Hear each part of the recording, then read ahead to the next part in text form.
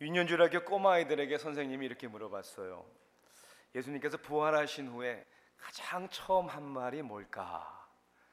물론 선생님이 기대한 대답은 두려워 말라, 평안할지어다. 어느 한 남자아이가 손을 바짝 들면서 선생님 저요 미 선생님은 미소를 지으면서 그래 좌니 예수님이 뭐라고 하셨지? 이 좌니는요 답을 확신한다는 생각에 흥분을 했는지 연기력까지 발휘해서 양손을 쫙 벌리면서 이렇게 얘기를 합니다. 따라!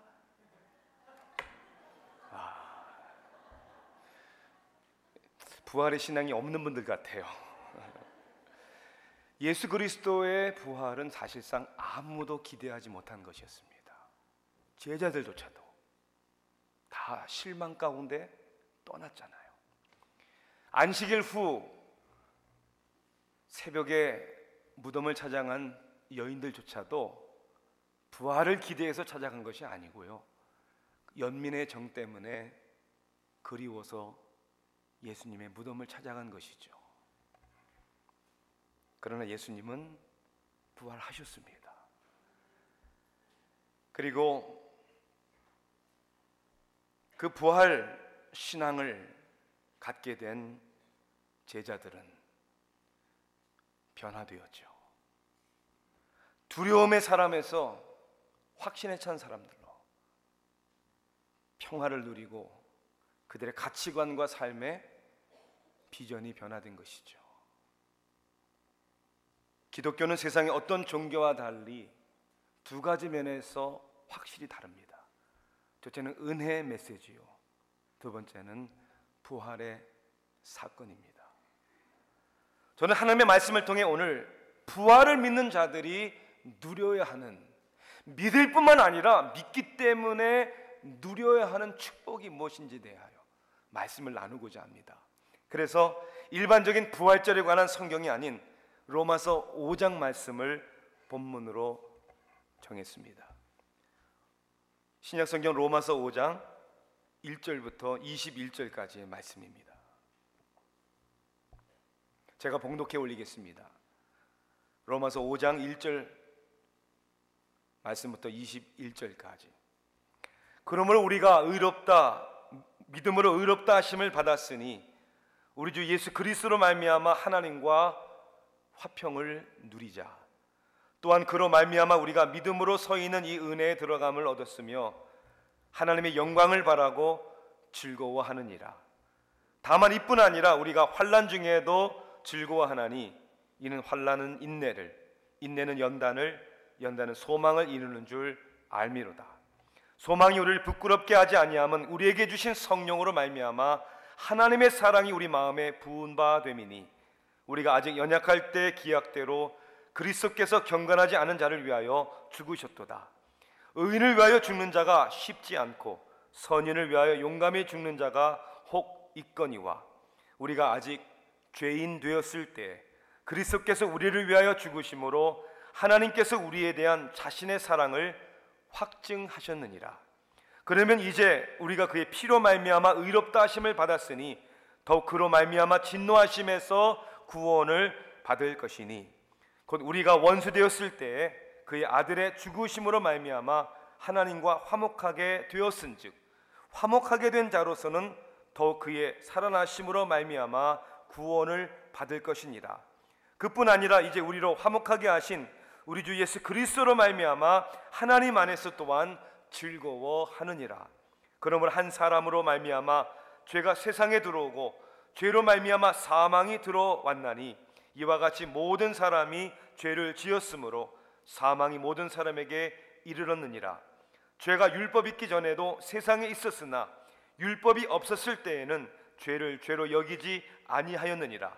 그러나 아담으로부터 모세까지 아담의 범죄와 같은 죄를 짓지 아니한 자들까지도 사망이 왕노릇하였나니 아담은 오실 자의 모형이라. 그러나 이 은사는 그 범죄와 같이 아니하니 곧 한 사람의 범죄를 인하여 많은 사람이 죽었은즉 더욱 하나님의 은혜와 또한 한 사람 예수 그리스도의 은혜로 말미암은 선물은 많은 사람에게 넘쳤느니라. 또 이 선물은 범죄한 한 사람으로 말미암은 것과 같이 아니하니 심판은 한 사람으로 말미암아 정죄에 이르렀으나 은사는 많은 범죄로 말미암아 의롭다 하심의 이름이니라. 한 사람의 범죄로 말미암아 사망이 그 한 사람을 통하여 왕노릇하였은즉 더욱 은혜에 의의 선물을 넘치게 받은 자들은 한 분 예수 그리스도를 통하여 생명 안에서 왕노릇하리로다. 그런즉 한 범죄로 많은 사람이 정죄에 이른 것 같이 한 의로운 행위로 말미암아 많은 사람이 의롭다 하심을 받아 생명에 이르렀느니라. 한 사람이 순종하지 아니함으로 많은 사람이 죄인 된 것 같이 한 사람이 순종함으로 많은 사람이 의인이 되리라. 율법이 들어온 것은 범죄를 더하게 하려 함이라. 그러나 죄가 더한 것에 은혜가 더욱 넘쳤나니 이는 죄가 사망 안에서 왕노릇한 것 같이 은혜도 또한 의로 말미암아 왕노릇하여 우리 주 예수 그리스도로 말미암아 영생에 이르게 하려 함이라. 아멘. 인류 역사상 가장 큰 사건 세 가지를 말한다면, 첫째로 하나님이 인간으로 세상에 오셨다는 것입니다. 그것이 예수 그리스도의 탄생의 사건입니다. 세계는 이 사건을 가장 큰 사건으로 지금도 인정합니다. 우리 인간사의 날짜 계산, 연도를 계산할 때 그리스도의 탄생을 기준으로 삼았기 때문에 올해도 주후 2013년이라고 얘기를 하는 것입니다. 두 번째 사건은 하나님이 죽으셨다는 사건입니다. 이것은 예수 십자가의 사건입니다. 이 사건도 세계가 어느 정도 인정합니다. 그때까지만 해도 십자가는 흉악하고 소름 끼치는 사형 집행기구로 누구도 보지 않으려고 하는 괴물 같은 것으로 취급했는데, 예수님이 십자가에 돌아가신 후에는 십자가는 세상의 가장 거룩한 표현이 되었고, 십자가를 상징적으로 그리고 온 세상의 십자가를 세우기도 합니다. 요즘에는 십자가가 좀 화려해졌습니다. 그래서 금으로도 십자가를 만들고 또 다이아몬드와 같은 보석을 십자가에 박습니다. 하나님이 십자가에서 죽으셨기 때문에 그렇게 변해진 것입니다. 세 번째 사건은 죽었던 하나님이 다시 살아나셨다는 것입니다. 이것이 그리스도의 부활입니다. 온 세상은 오늘 세계 곳곳에서 부활의 주님을 찬양하는 합창 소리로 온 지구를 진동시키고 있습니다. 인류의 대축제 사건이 된 것입니다. 하나님이 죽으셨다가 다시 살아나셨기 때문에. 오늘은 부활주의를 맞아요. 저는 다시 한번 부활의 메시지를 증거하면서 이 부활을 믿는 것도 중요하지만 부활을 믿는다는 것이 과연 우리와 어떠한 상관이 있는 것일까, 어떤 의미일까 생각해 보아야 하는 것입니다. 예수 그리스도의 부활을 믿을 뿐 아니라 그 예수 그리스도의 부활을 믿음으로 누려야 하는 우리의 삶의 참 축복이 무엇인지를 제대로 알아야 하는 것이죠. 1884년은 우리 한국의 역사를 보면 갑신정변이 일어난 그 당시에 조선의 정세는 매우 불안하고 혼란스러웠습니다. 당시 국제사회는 우리 조선을 가리켜 소망 없는 운둔의 땅이다 이렇게 불렀습니다. 그런 황무지였기에, 그렇기 때문에 더욱 복음을 증거해야 한다는 확고한 믿음을 가졌던 미국의 젊은 선교사들이 있었습니다. 언더우드와 아펜젤러 대표적인 선교사들이죠. 언더우드는 장로교 선교사로서, 아펜젤러는 감리교 선교사로서 순교의 각오로 파송을 자원했던 것입니다. 멀고도 험한 태평양의 거센 풍랑을 헤치고 그들이 인천 제물포항에 도착했을 때 그들의 도착함은 단순한 입항이 아니었습니다. 조선에 처음으로 선교사에 의해서 복음이 들어오는 감격적인 순간이었습니다. 그들이 도착한 날은 1885년 갑신정변 다음 해 4월 5일이었습니다. 공교롭게도 아니요, 하나님의 예정하신 가운데 부활주일이었습니다. 황무지에 소망의 빛이 비추는 순간이었습니다. 아펜젤러는 본국에 보내는 첫 선교 보고서에 이날의 감격을 이렇게 밝혔습니다. 우리는 부활절에 이곳에 왔습니다. 그날 사망의 철장을 쳐부시고 부활하신 주님께서 조선의 결박을 끊어주시고 하나님의 자녀로 빛의 자유의 세계로 인도해 주시기를 기도했습니다. 부활의 메시지가 그리고 조선 땅에 변화를 가져온 것이죠. 사랑하는 성도 여러분, 오늘 로마서 5장 1절 말씀을 여러분 한번 보십시오. 그러므로 우리가 믿음으로 의롭다 하심을 받았으니 우리 주 예수 그리스도로 말미암아 하나님과 화평을 누리자. 이 누린다는 말이 너무나 중요합니다. 복음이 임할 때, 부활의 신앙이 있을 때 그것을 우리는 알고 믿을 뿐만 아니라 그 부활의 신앙으로 인하여 우리는 반드시 누려야 하는 것이 있다는 것이죠. 이것이 하나님의 약속입니다. 죄와 정욕으로부터 자유를 입게 되는 것이요, 부활의 신앙은 우리를 하여금 소망을 갖게 하고 자신과 세상을 변혁시키는 능력을 소유하기 때문입니다. 인도의 수상이었던 네루는 다음과 같이 말을 했습니다. 수천 년의 세월이 흐르도록 인도의 종교들은 사람들로 하여금 땅을 개간하고 집을 짓고 늪지를 메우고 댐을 건설하도록 도전하지도 자극을 주지도 못했다. 그러므로 우리는 그리스도의 교회가 칭찬을 받아 마땅하다는 것을 인정해야 한다. 교회는 세계 도처에서 인간의 짐을 덜어주고 그리고 그들을 섬기려고 노력해왔다. 교회가 인간을 자극하고 도전했던 그 이끌었던 힘의 근원은 바로 예수 그리스도의 부활이었다.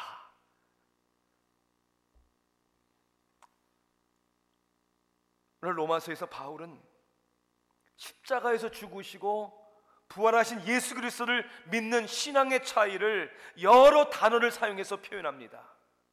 그 부활의 신앙이 없는, 그 신앙이 없는 사람들의 표현하는 단어는 환난, 연약함, 부끄러움, 죄, 진노하심, 사망, 종노릇, 심판, 이런 단어들입니다. 그러나 예수 그리스도를 믿어 의롭게 된 사람들에게 표현되는 단어들은 평화, 기쁨, 소망, 즐거움, 사랑, 은혜, 생명, 영생. 부활의 사건을 믿는 이 믿음은 우리의 삶을 완전히 변화시켜 주시는, 개혁시켜 주시는 하나님의 축복이 되는 줄 믿습니다. 그러면 부활을 믿는 신앙을 통해 우리가 참으로 누려야 하는 여러분 축복이 무엇입니까? 오늘 말씀을 정리해 보면 먼저 부활을 통해 누리는 축복은 자유를 누리는 축복입니다. 자유. 1776년 7월 4일 미국 독립 선언문이 채택된 날입니다. 여기에서 모든 인간이 누릴 수 있는, 누려야 되는 권리를 말하고 있고, 이 권리는 창조주, 조물주 하나님이 주신 것이다. 독립선언문 앞부분에는 이런 말이 나오죠. 우리들은 다음과 같은 것을 자명한 진리라고 생각한다. 즉 모든 사람은 평등하게 태어났으며 조물주는 몇 개의 양도할 수 없는 권리를 부여했으며 그 권리 중에는 생명과 자유와 행복의 추구가 있다. 주신 권리가 뭐라고요? 생명과 자유와 행복의 추구. 여기서 자유를 얘기하고 있지 않습니까? 자유가 없는 삶을 여러분 상상해 보실 수 있습니까? 내가 생각할 수 있는 자유, 내가 말을 할 수 있는 언어의 자유, 내가 하고 싶은 것을 하고 싶지 않은 것을 안 할 수 있는 자유. 이 자유가 없는 삶을 여러분 한번 상상해 볼 수 있습니까? 패트릭 헨리는 바로 이 독립선언문이 발표되기 1년 2개월 전에 미국은 영국의 식민지로 존재할 수 없고 존재돼서는 안 된다고 의회 연설 가운데 외치면서 다음과 같이 얘기를 했죠.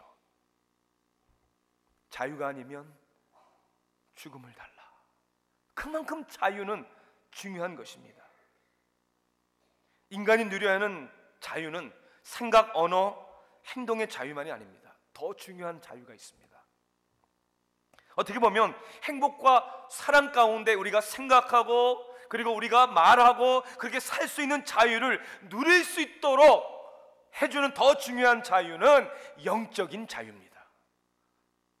많은 사람들이 행복과 사랑의 삶을 살 수 있는 자유가 있으면서도 그러한 삶을 누리지 못하는 이유는 영적으로 자유하지 못하고 묶여있고 구속되어 있기 때문입니다. 그리고 그 구속으로부터 헤어나올 수 있는 능력은 우리 인간 스스로에게는 없습니다. 그래서 우리를 그 구속으로부터 자유케 하시려고 예수님은 오셨고 죽으셨고 예수님은 부활하신 것입니다. 우리가 부활을 통해 누릴 수 있는 자유에는 어떤 것이 있을까요? 첫째는 죄와 사망으로부터 자유하는 축복이 있습니다. 12절을 여러분 보십시오.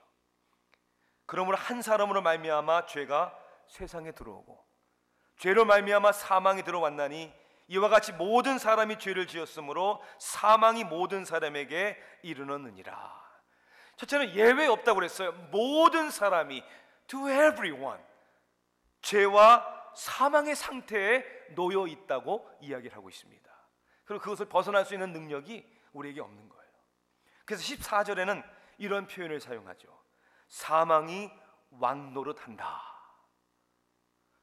사망이 왕노릇하는 상태에서 우리가 자유를 누리기 위해서는 우리를 구속하는 그보다 더 권세 있는, 더 힘이 센 그 무엇이 우리를 자유케 할 수 있는 방법 외에는 없는 것이죠. 우리 대한민국은, 우리의 고국은 일제하에 36년간 종으로 있었습니다. 국민의 권리를 빼앗겨서 1909년부터 1945년도까지 그러다가 광복을 맞이했죠. 해방을 맞이했어요. 언제죠? 8월 15일. 여러분, 우리나라가 그 일제 구속 속에서 자유를, 해방을 찾게 된 여러분 이유가 어디 있습니까? 무슨 힘으로요? 안타깝게도 그 당시 우리 자국민들에게는 그러한 능력이 없었습니다. 일본보다 더 센, 그들의 무기보다 더 센 무기를 가진 미국이 개입을 한 것이죠. 1945년 8월 6일 히로시마에 Little Boy, 꼬마라는 별명을 가진 원자폭탄이 1차로 투하됐습니다. 그리고 3일이 지난 8월 9일 나가사키에 Fat Man, 뚱뚱한 남자라는 별명의 두 번째 원자폭탄이 떨어졌죠. 그런 후에야 일본은 조건 없는 항복을 했고, 그리고 우리의 조국은 해방을 맞이한 것이죠. 죄와 사망으로부터 종노릇하던 우리들, 17절 말씀을 보십시오. 그래서 그리스도를 통하여 생명 안에서 왕노릇 하리로다. 예수 그리스도 안에서 죄와 사망으로부터 자유를 누리는 은혜를 받은 것이죠. 또한 뿐만 아니라 자신의 정욕과 자의로부터 자유되는 그러한 축복을 우리가 그리스도 안에서 누립니다. 여러분, 인간의 삶에 있어서 행복의 조건이 무엇이라고 여러분 생각하십니까? 사실은 그것조차도 생각하지 않으면서 사는 사람들이 얼마나 많은지 모릅니다. 대부분은 이 두 가지를 통해 삶의 행복과 성공을 추구하는 것 같습니다. 하나는 possession, 소유고, 또 하나는 position, 지위입니다. 그렇게 열심히 공부하죠. 열심히 노력하죠. 사업도 열심히 합니다. 그래서 더 많고 더 풍요로운 소유를 갖기 위하여, 또 더 높은 지위, 그리고 인정받는 그런 지위에 서기 위하여 그렇게 사람들은 삽니다. 자, 그런데 이것이 행복의 조건이라고 생각하는 데에는 여러분 큰 문제가 있습니다. 현실적이고 논리적인 문제가 있어요. 첫째는요, 사람은 그 소원한 대로 다 이루어지질 않는다는 거예요. 여러분 마음에 원하고 계획된 대로 다 일이 이루어지던가요? 아니요. 한국의 IMF가 터졌을 때 많은 사람들이 물질적으로, 지위적으로 얼마나 많은 손해와 실패를 경험했는지를 모릅니다. 또 하나의 문제는 이거예요. 이러한 행복의 조건은 너무나도 상대적인 것이라는 거예요. 비교의식 가운데 누린다는 것이죠. 그래서 누구보다도 더 좀 많이 가지면, 누구보다도 좀 더 앞서면, 좀 더 높은 위치에 서 있으면, 그런데 문제가 뭐죠? 항상 나보다 더 잘난 사람이 있고요, 항상 나보다 더 앞서가는 사람이 있습니다. 또 하나의 문제는 이거예요. 정말 만일 우리가 소원한 대로 다 얻고 그 자리를 차지한다고 해서 행복해집니까? 아니요. 인간의 욕심은요, 끊임이 없는 거예요. 하나를 가지면 둘을 가지고 싶고, 어느 위치에 서 있으면 또 높은 위치를 바라보게 되고, 오히려 인간은 이 끊임없는 욕심으로 인해 불행해지게 되는 겁니다. 그래서 성경은 이렇게 말씀하고 있죠. 욕심이 잉태한 즉 죄를 낳고, 죄가 장성한 즉 사망을 낳느니라. 사실 이 욕심만 버리면 된다는 것을 대부분의 사람들은 알고 있어요. 영어에 우리가 잘 사용하는 단어는 아닌데요, 제리슨이라는 단어가 있어요. Jettion, 제티슨, 제리슨. 이 뜻의 의미는요, 버린다라는 뜻이에요. 예를 들어 향해 하던 선박에 바닥에 구멍이 뚫립니다. 위기에 처합니다. 그럼 선장은 화물 투하를 시작해야 하죠. 화물을 바다에 내던져서 배의 무게를 줄이고 배의 속도를 빨리 하기로 말미암아, 그죠? 살아야 되지 않습니까? 그래서 이때 선장은 바다에 던져야 할 것이 무엇인지를 신속하게 결정해야 한다고 합니다. 가장 무거운 것, 가장 가치가 없는 것, 없어도 되는 것들을 골라 과감히 바다에 던지죠. 과감히 바다에 던질 때 이 던진다는 단어가 제리슨이라는 단어예요. 우리의 인생에도 과감히 던져야 되는 게 있잖아요. 꼭 필요한 게 아닌데, 내가 그걸 붙잡고 있으면 안 되는데, 인생에서 과감하게 던져야 되는데 던지지 못하는 이유는 뭐예요? 자유하지 못하기 때문에 그래요. 그것에 노예가 되어 있기 때문에 그런 겁니다. 제가 늘 언급하는 짐 엘리엇 순교한 선교사의 이야기, 영원한 것을 얻기 위하여 영원하지 않은 것을 버리는 자는 결코 바보가 아니다. 근데 우리는 거꾸로 살아요. 많은 사람들이 영원하지 않은 것을 위해서 영원한 것을 포기하는, 아니 그것이 뭔지도 모르며 살아가는 사람들이 얼마나 많은지 모릅니다. 버려야 할 것은 버리고 붙들어야 할 것은 붙드는 그런 자유는 오로지 교환된 삶을 살 때만이 이루어지는 것입니다. 교환된 삶이 뭘까요? 내 안에 내가 살 때는 가능하지 않습니다. 그런데 내 안에 누가 교환되어서 그리스도께서 사실 때만 가능한 것입니다. 그런즉 이제는 내가 산 것이 아니요 오직 내 안에 그리스도께서 사신 것이라. 그분이 우리의 삶에 오실 때 우리의 가치관이 변하죠. 더 이상 내 목숨만큼 중요하다고 생각을 했는데 이렇게 유치할까 내려놓을 수 있는 것이죠. 그리고 가장 중요하고 영원한 것을 붙들게 되는 자유, 이 자유를 누리게 되기를 주님의 이름으로 축원합니다. 또 하나는 이거예요. 부활을 통해 우리가 누리는 축복은요, 소망을 누리는 축복입니다. 소망.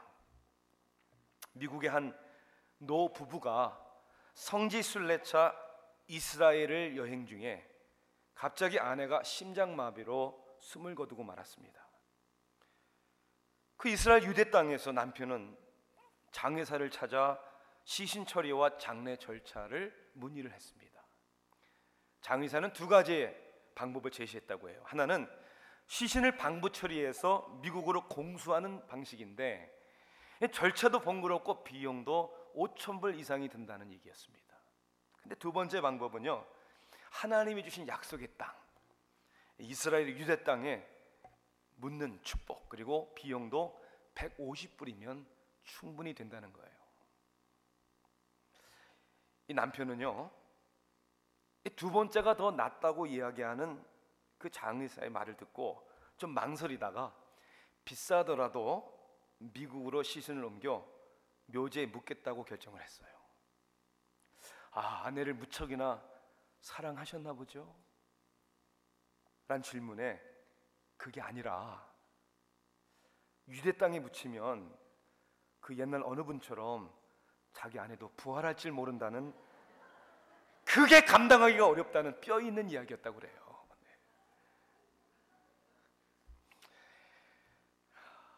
우리 그렇게 살지 맙시다. 인간은 소망을 먹고 사는 겁니다.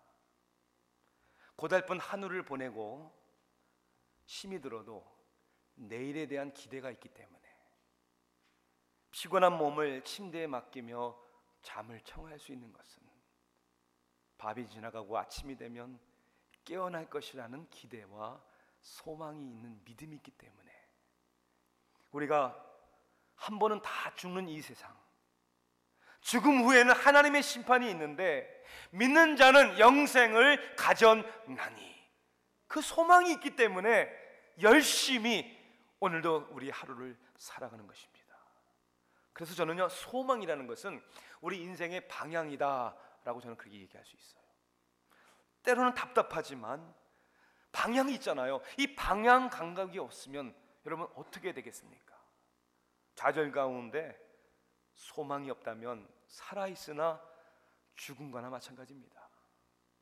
미국의 샌프란시스코 해안에 이 돌고래들이 나타나서 자살하는 그러한 폭동이 일어났다고 합니다.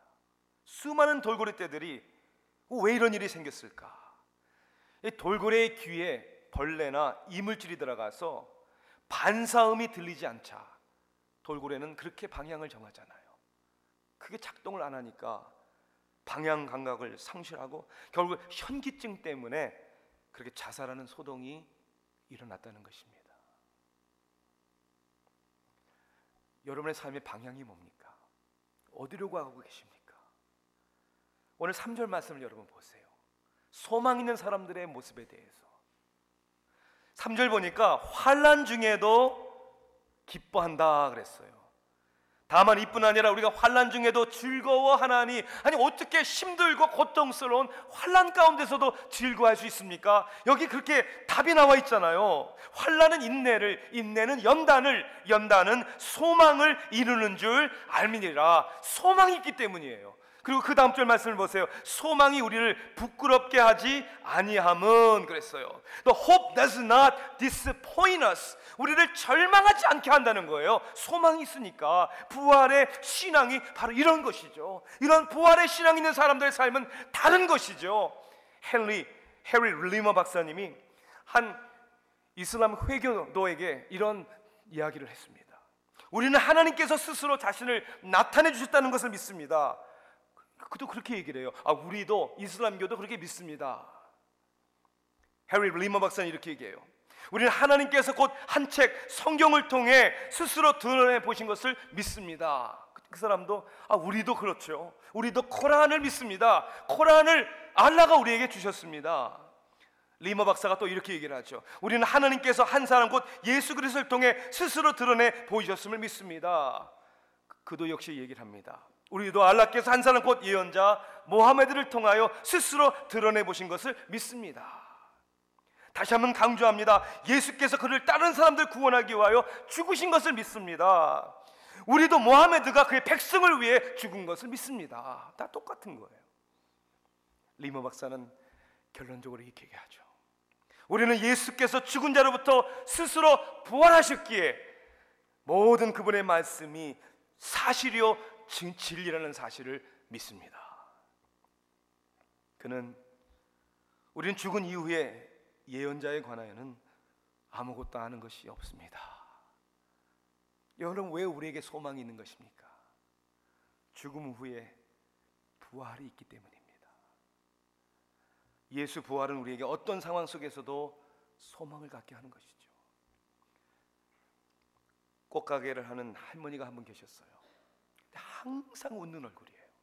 단골 손님이 하루는 할머니에게 물었어요. 할머니, 걱정 근심이 전혀 없으세요?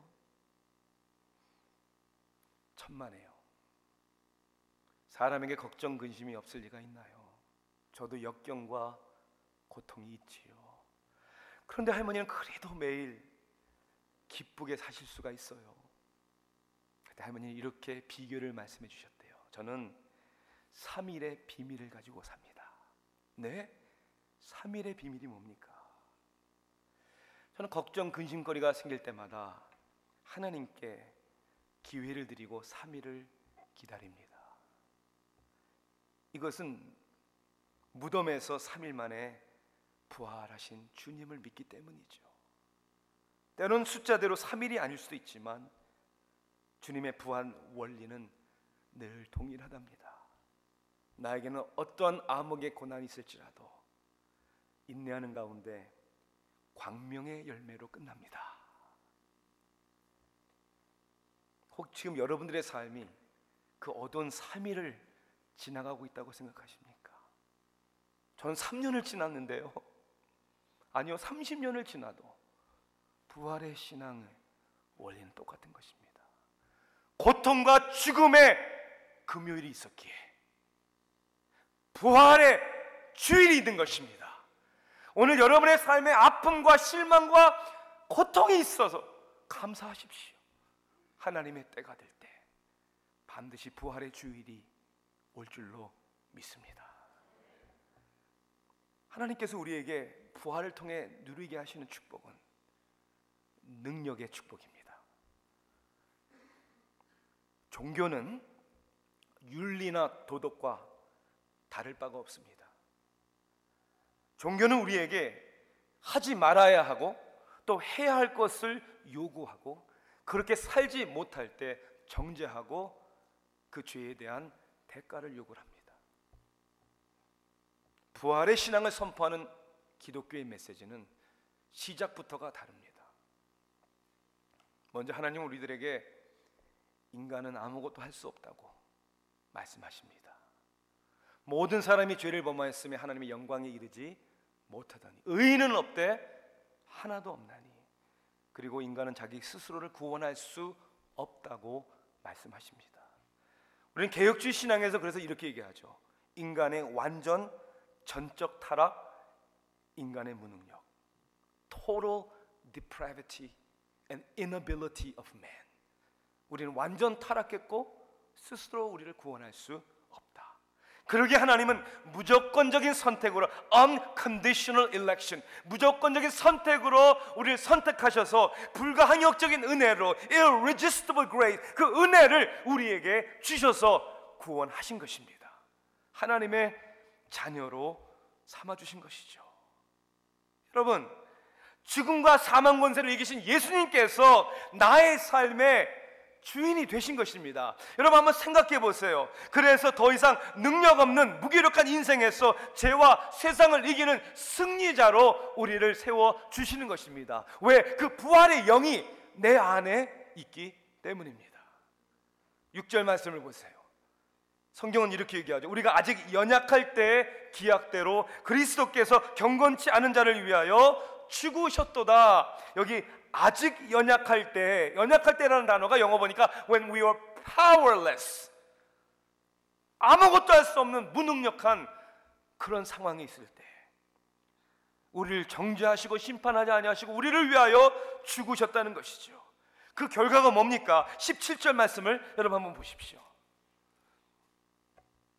한 사람의 범죄로 말미암아 사망이 그 한 사람을 통하여 왕노릇 하였은즉 더욱 은혜와 의의 선물을 넘치게 받는 자들은 한 분 예수 그리스도를 통하여 성령 안에서 왕노릇 하리로다. 죄와 사망이 우리에게 왕노릇 했는데 이제 그분 안에서 예수 안에서 우리가 생명 안에서 우리가 이제는 왕이 된대요. 왕노릇을 한대요. 능력이 우리에게 임한 것이죠. 기독교 역사에 지대한 영향을 끼친 어거스틴, 소위 성 어거스틴이라고 하죠. 그는요 방탕한 생활을 한 사람입니다. 추접한 과거사가 있는 사람이에요. 그런데 그가 이 은혜를, 이 하나님의 구원을 받고 난 후에 변했죠. 죄악의 굴레에서 벗어난 어거스틴이 어느 날 자신을 정욕의 구렁텅이에 빠지게 한 한 여자와 지나치게 됐어요. 어거스틴은 그녀를 보고 그냥 고개만 끄덕이며 인사하며 목례만 하고 지나갔습니다.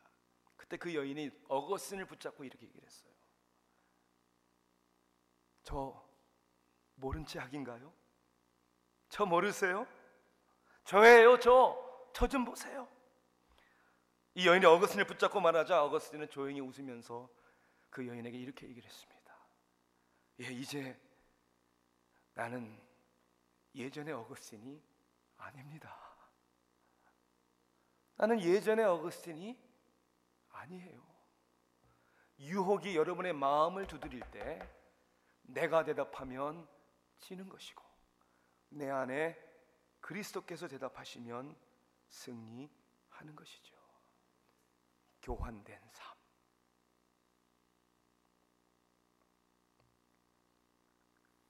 (128년) 전 부활주일, 인천 제물포항에 도착한 언더우드 선교사는 뉴욕 대학교를 졸업하고 뉴 브룬스윅 신학교에서 신학을 공부했습니다.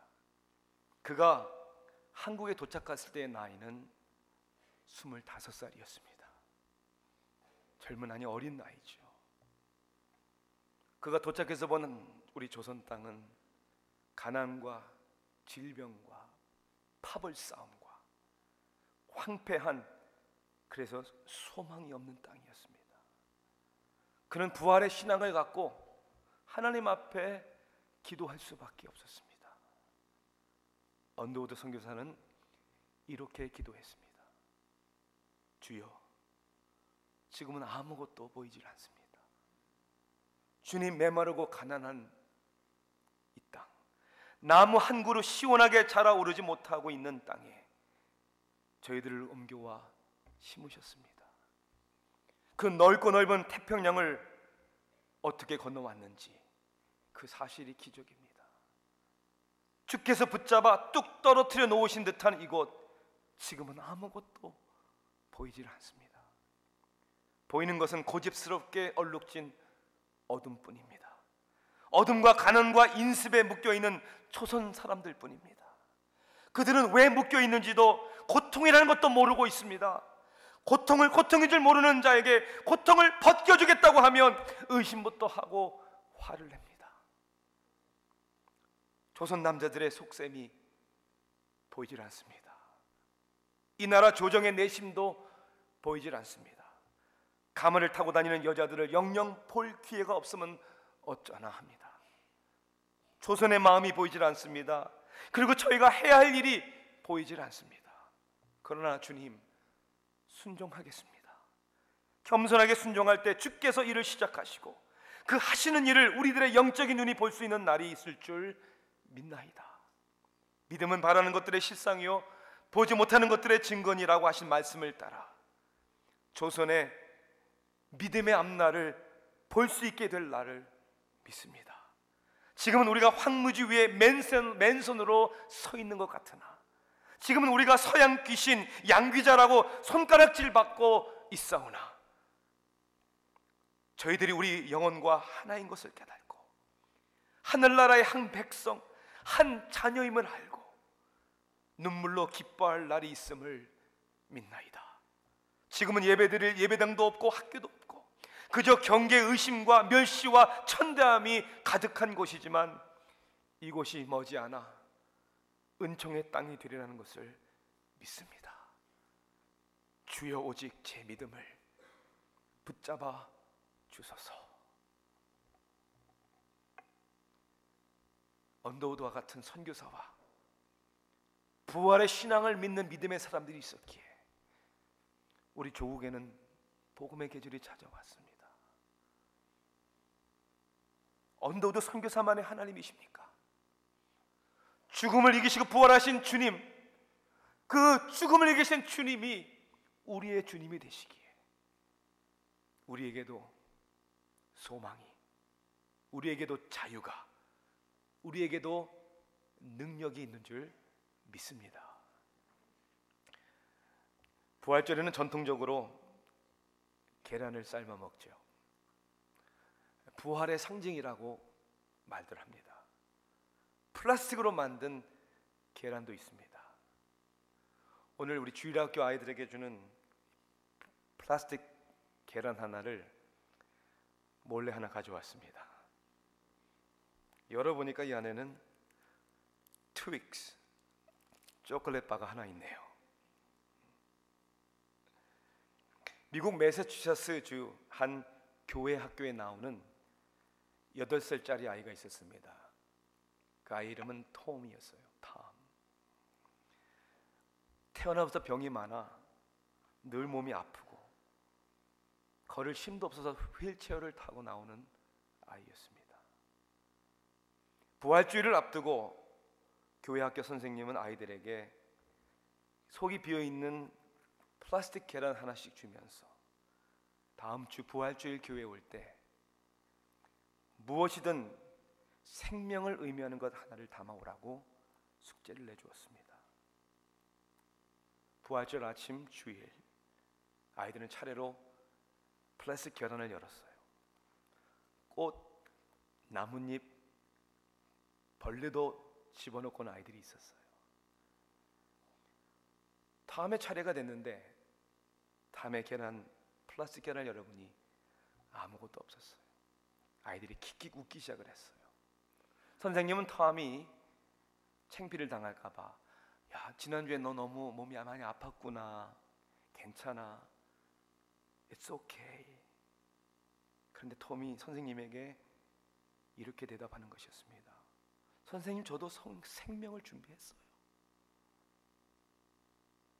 아무것도 없는 플라스틱 캔을 들고, 선생님, 이게 예수님의 무덤이에요. 예수님은 살아나셨기에 그 무덤이 비었잖아요. 그것은 생명이 살아있다는 것을 의미하는 것이잖아요. 톰은 시름시름 병을 앓다 10개월 후에 이 세상을 떠났습니다. 그의 장례식 날, 그의 관에는 꽃 대신에 주일학교 학생들이 가져온 빈 플라스틱 계란이 놓여 있었다고 합니다.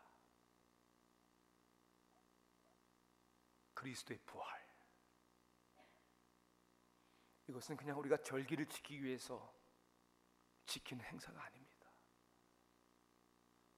그분이 정말 부활하셨다면, 그것을 믿는다면, 그럼 우리의 삶은 never be the same, 더 이상 예전의 모습이 아니겠죠. 세상의 정력으로부터 자유를 받고 소망을 갖고 나도 변하고 세상을 변혁시키는 축복을 누리게 될 줄로 믿습니다. 기도하시겠습니다. 사랑의 하나님, 이 부활의 능력을, 소망을, 그리스도 안에서의 자유를 저에게 주셨습니다. 찬양합니다. 주님, 용기를 갖고 새로운 피조물로서 살아가게 하여 주시옵소서. 감사드렸고 예수님의 이름으로 기도하옵나이다. 우리 다 같이 일어나셨어요.